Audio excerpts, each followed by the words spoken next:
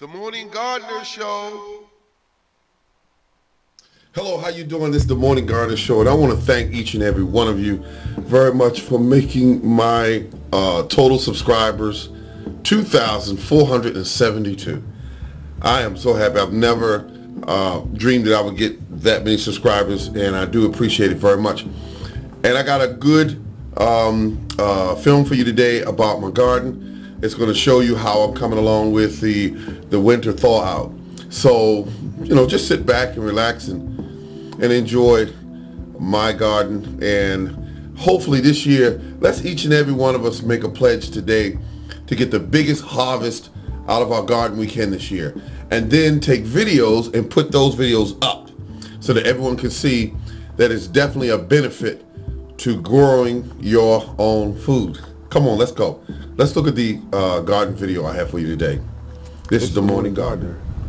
Look, honestly, I come out here just to take a look around and look at my trees and see how they have fared up under this weather. Plus, they've been fertilized already. A lot of the snow has melted, and a lot of this ground is definitely, these have been fertilized. I want to see what happens when they start warming up out here. This is a cherry tree. This has been here, I think, for about I want to say a year, a little over a year. It's getting thick, and it's definitely anchored in the ground, and I love it. This is one here that I was concerned about. It's getting really big around the trunk of it. It's supposed to be a dwarf, but it's looking good. I don't see any signs of winter damage or anything, but oh, this is my blackberry here. It's looking really good. Got a little paper down there that blew in the yard, but folks, you see the coloring of the stems of this bush. It's just beautiful burgundy, which means that it's ready to go, start going into its spring startup.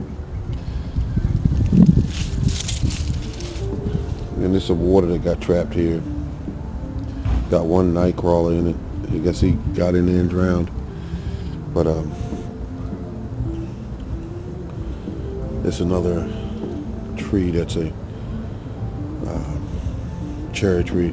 I don't know why I bought so many cherry trees. I guess at the time when I bought them, I was thinking of just cherries. I wanted cherries. And there is the what do you call this thing? This is the blueberry. I have like 5 different varieties of them, but if you come up with a good recipe, you know it has to be cost effective. I'm not going to spend a lot of money on these blueberry bushes, but I have 1, 2, and all of them are very small. Here's the smallest one I have, blueberry. And what I want to do is get something that they can nourish them and keep the soil acidic in this area. Some of you know how to do that, so just pass it on. I appreciate it. Here's one. I guess it's the largest one I have, and I have another one over here in the main garden, and it's behind this bush. You can't really see it. There it is, and it's healthy. And wait a minute, it's got one stem broke on it. One of the largest stems broke on it due to the weather. But it's anchored in the ground really nice, and it's doing quite well here. This soil still has some good coverage of wood chips on it, but I love the way the soil looks when you just kick it to the side. And that's for wood chips, because all this used to be just clay. But the wood chips have it nice, and my soil feels really spongy. You can see the way it's mashing down around my foot. It's just spongy. And that's because of the wood that's everywhere. And I will be ordering another 10,000 pounds this year, and can start to start it over again. And this is the little bed that I have the garlic, and it's actually supposed to be loaded with garlic. And here is some more of the garlic. With all this is compost that I put on top of it. Walking up here, and that is my favorite. This is one of my favorites. This is my kiwi plant. See, let me see what it looks like here. Looks like the winter did do some damage to it, and it has a different coloration in the stem. It used to be like a green, but now it's looks like we have some, I guess, winter dieback. But I think it's going to be fine. And the grapevines, I'm getting ready to get the stake for them. Put those up. It's going to be tied to a stake real nice. About a 7-foot stake. This is the oldest one I have. All of them like dead wood right now. That's one thing amazing about grapevines is that when you first look at them, they look like dead sticks but then they just come out of that and they're just big broad leaves and nice and healthy looking plants. It's a lot of water on this ground, but it's okay.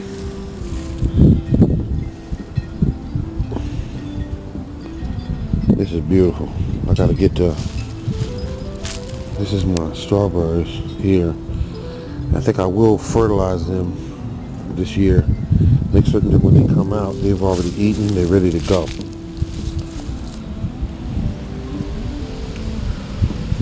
That's a Bing cherry. It produced okay last year, but this year, you know, it's a good looking tree. But one thing about it, like I said before, none of my trees are going to get tall and out of control.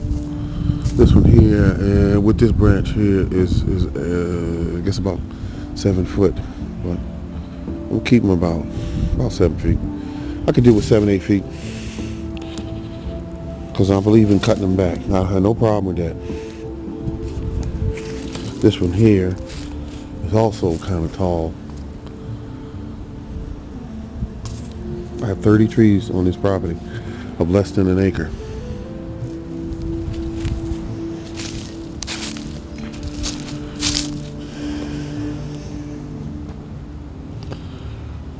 A lot of water came in here this year from the snow, and still okay. I mean, we did okay. A lot of this is leaves. I did get a lot of leaves this year. A lot of leaves. And that was my plan.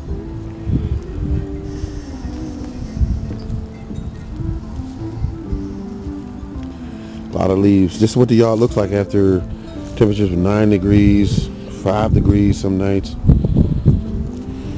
And this is my compost pile. A lot different than yours. That's just what it looks like. I just dug some out to help with my seedlings. Eggshells. Some people, grind them up, cook them and all that. And that's the new leaves next to the older pile. New leaves, older pile. So what's in this pile could manage to get into some of that pile, help it to decay faster. High density planting. That's the oldest tree next to the 2 newer trees. And these are some of my seedlings. Corn, as you can see, and then you got